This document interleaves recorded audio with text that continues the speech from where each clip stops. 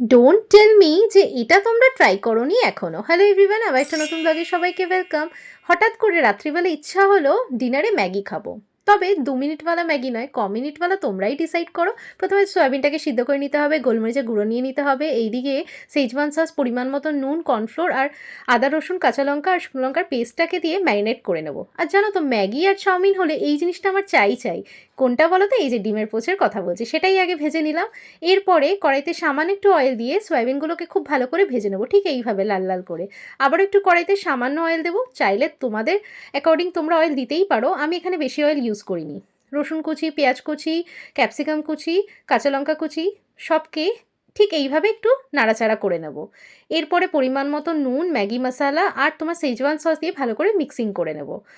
আর কি বলো তো, এইভাবে না ম্যাগি একবার শীতের সময় ট্রাই করে দেখো, ভীষণই ভালো লাগবে। আর যারা ম্যাগি লাভার আছো একদমই কিন্তু এই চান্সটা মিস করো না। এরপরে ম্যাগিটাকেও অ্যাড করে দিলাম আর ভেজে রাখা সয়াবিনটাকেও কিন্তু অ্যাড করে দিলাম। বাস, খুবই সিম্পল। এবার তোমরা ডিসাইড করো মিনিটে আমি রান্নাটা করলাম।